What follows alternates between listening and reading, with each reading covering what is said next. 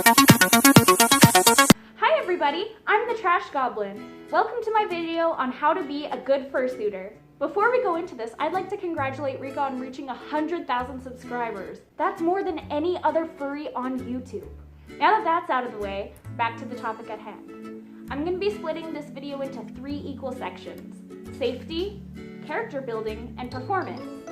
First of all, obviously safety is the most important part. Safety tip number 1, know your limits. Knowing your limits for sight is very important. If you step on a small child, chances are the parents aren't going to have a great outlook on the furry fandom. Giant child-hating stuffed animals! To test your sight limits, simply outstretch your arms too far for your fursuit to see, and slowly bring them inwards until you can see them. And of course, hearing can be impaired when you're in a fursuit as well. Heat is an important one as well. You don't want to pass out from heat stroke. So if you're getting too hot, please consider wrapping up your suiting for the day. Another thing to look out for limits is how much space you take up. Bird, the Dutch Angel Dragon suit that I'm wearing right now, has huge ears and can easily knock things around. Do you have big ears? Or maybe you have teeth that can poke people when you hug them. Or maybe you have horns like these. All important things to take into consideration when moving about a con space, or even just an outing in general. Safety tip number 2, bring water, a fan, and/or a handler. Ideally you would bring all 3, but it's very important to at least have 1 or 2 of those ready just in case of an emergency. Bring a backpack to carry the water and fan in. And if you're uncomfortable or in danger, a handler can be a big help. Safety tip number 3, know your universal hand signals.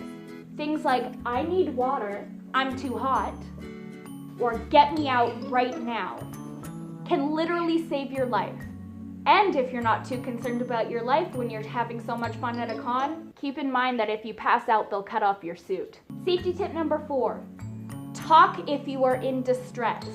I don't care if you're a silent suitor or a squeaker-only suitor. If you are in distress, talk. Now on to character building. Personally, this is my favorite part. It helps me know exactly how I want to be portrayed. Character building tip number 1, research your species. Look up videos on how it behaves, where it lives, and even the differences on males and females. This can really help you get an idea for what your character should be doing. Character building tip number 2, personalize your character. Is your character cheerful, clumsy, grumpy, or aloof? How do you bring that out in suit, and how are people going to interpret that?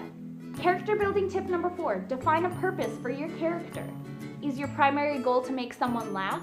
Or maybe it's to scare little children. Knowing your character's purpose is going to put you in the right direction to figuring out how you're going to perform in that suit. Character building tip number 4, are they more feral or anthro? If you want to portray an anthro character, walk around with good human posture. However, if you want to portray a more feral character, slouching over is a good way to get that across. Now on to performance.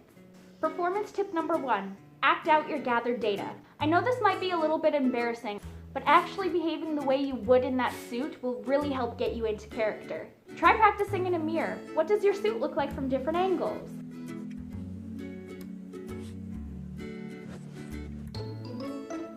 Performance tip number 2, stay in character. I know sometimes you get tired or you start zoning out, but when you're in a public space, staying in character can do a lot. Performance tip number 3, idle gestures. What does your character do when it's not doing anything? Since my suit is a Dutch Angel Dragon, let me give examples from other Dutchies in the fandom. I know that Dew sneezes and wipes her nose, and Telephone has the iconic ear scratch. What does Bird do? She bobs her head like a parrot would, and sometimes just...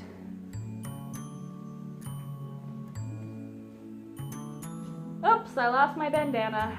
Finally, performance tip number 4, signature gestures. Signature gestures, if you want, can be the same as your idle gestures. Really, it's just anything that makes your character stand out above the rest. When Kiro the Wolf was on Shane Dawson's video, he revealed that he likes to dab a lot. That's his signature gesture. What would your character do to grab someone's attention?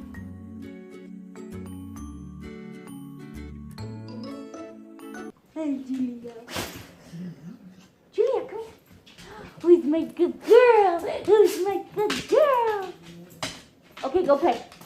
I'd like to congratulate Rika on reaching 10... I'm so stupid. A whole 10,000 subscribers. Right, Rika? You did that How long ago